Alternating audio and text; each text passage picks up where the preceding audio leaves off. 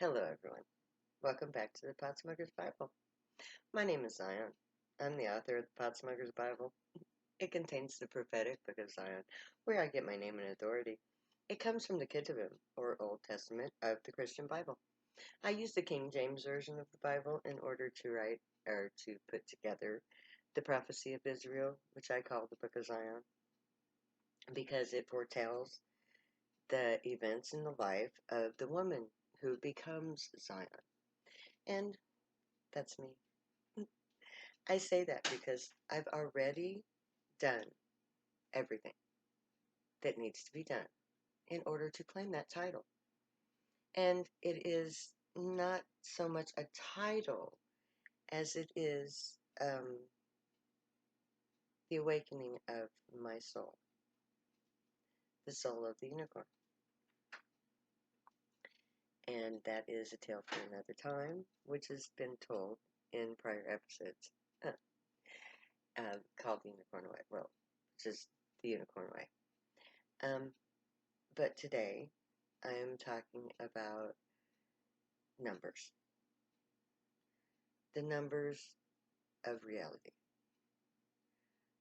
Statistically speaking, and scientists will tell you all about statistics. Statistics matter a lot.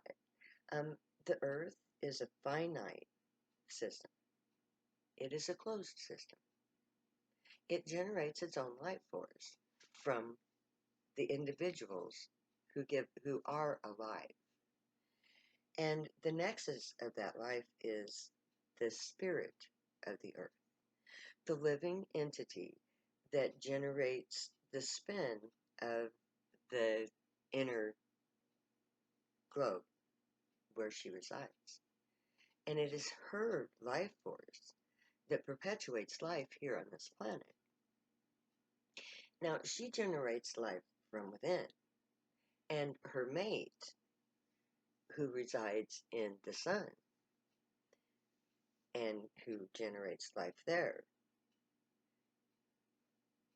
they're joining on the surface of energies. Her life force and his life force coming in from the sun come together to create life on the surface. We are their children. We are equal parts physical matter and energy from the sun. The food that we eat comes from the vegetables that take in the sunlight directly, change it, transform it into living matter, which is then ingested by either ourselves or the cows or whatever we eat. Our life literally comes from the combination of the loving life force of the sun and the loving life force of the earth. And each and every one of us generates that living life force between the two. We are the nexus of life, the children of our solar system. And each one of us, once we are created, is like a singularity. We are a point of light that generates energy from the yin and yang principle. We have within us equal parts of negative and positive, male and female, solid and energy. That is our matrix. And the combination of these six things creates life, consciousness, our thoughts, and the energy that underlies those thoughts, which is emotion. We are expressed through emotion. We aren't the emotion. We are the generator of the emotion. That is the I. And each one of us is equally I. No physical being on this planet is any more I than I am, or any less I than I am. We are all equal points of light, singularities, living singularities, the nexus of where all of those combinations of opposites merge into one. We are that one. But we all are generated from the same sources. And we are all created together on this closed system, the earth. And so our energies that we create by being singularity is perpetuated into the biosphere of the earth, creating the life force that sustains the planet. She gives us life with her beloved son, and we in turn nourish her life, creating a symbiotic relationship between the goddess, God, and the created beings on the physical plane. Everything that we create nourishes or diminishes her. We diminish her now. Our negativity weakens her spirit, gives rise to the darkness. And to change that, we have to change our personal polarities. Because those personal polarities is what determines the overall polarity of the planet. Because it is a closed system. So if we all generate negativity, which we do, most of us anyway, if we all generate negativity, we're going to have a negative atmosphere. We're going to hurt ourselves. We're going to hurt everything around us. We're going to hurt the earth itself. Now, she's more powerful than we could ever be. But combined, we encase her. So we inhibit her, restrain her, constrict her, push her down into herself more to protect herself from our negativity.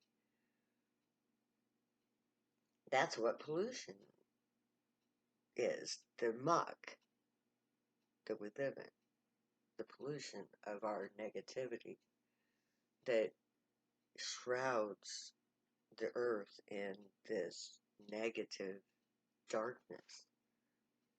And she is stronger than we are. We can never truly do her harm. All we can do is piss her off, wake her up, make her want to get rid of us or change us. And we're seeing that. And it's a mechanism of nature. And I'm talking about COVID-19 here. Because the parameters of the earth were set up in the natural course of things that in the wild, things would proliferate that had nothing to do with human because they had no interactions with human. It would be novel. And as long as we, as a species, remained outside, within our domain and they outside of it, there would never be a problem. But nature dictated that when you cross this line, you get into their territory. And then you are subject to what's there. And that's what happened with COVID-19. We overpopulated our planet. There are way too many humans on this earth. Overpopulation is a big problem, and it's growing exponentially worse. Nature, in all spheres of nature, always reduces population at the point when it becomes dangerous to the overall earth. When the balance is tipped from healthy to unhealthy, when there's so many of one thing that there's not enough room for anything else, then we push those boundaries. We move into new territory because we have to. We're overpopulated. We have to go into those regions that were always taboo. That was the dark forest there. That was the forbidden zone there. But we've pushed into those zones, and in so doing, we have killed ourselves. There was a reason why there was a barrier between us and them. They are Mother Nature's tool to curb overpopulation. Because when the matrix of the earth was set up, it was set up in such a way that when you cross this line, then you have this problem. Because if you've crossed this line, then you've become a problem. And that's what overpopulation is. So COVID-19 is the result of our own greed, inability to control ourselves, that egotistic imagining that we are dominant and have the right to take over everything. Because we don't. We never did, and we never will. There's a balance to nature for a reason. And I absolutely hate the loss of life. Because I am about life. I am not about death. Although I'm a medium. Because there is life after death, after all. So, and each and every soul that passes because of this, passes because it's mercy. It is more merciful for those who pass because that's what karma has dictated. Mother looks at us, each and every one. We are all her children, and she does know us, each and every one. And she is a finite creature. She has her own laws. And if you have violated those laws, then you have weakened yourself by natural causes. If you are a violent person and you smoke cigarettes while you smoke cigarettes, then COVID-19 is going to be a problem for you. Now, if you had not been violent, maybe you wouldn't have smoked cigarettes. It's a yin-yang principle. It's that entanglement thing. You entangle yourself to do bad things when you do bad things. It's inevitable. So, those who survive COVID-19, those who don't have a problem with COVID-19, is because their mother has decided that there is enough fight in them to justify their survival. They have done enough good to counterbalance their imperfections, to become capable of more. And those who are passing with this terrible disease are doing so because it has been determined by their karma that they are either incapable through bad deeds of learning good, or they're so good and so inset in their belief system that it would be too traumatic for them to try to adjust to a new way. And that is mercy. So may the Grey watch over you, guide you, protect you, keep you from all harm, and teach you right from wrong. May you be worthy of them. May your thoughts, words, and deeds reflect truth, good, and light, the unicorn way. Be your joy. Find your joy. Embrace your joy and spread your joy. be a cause for good. I love you. I'll see you later, because I'll never say goodbye.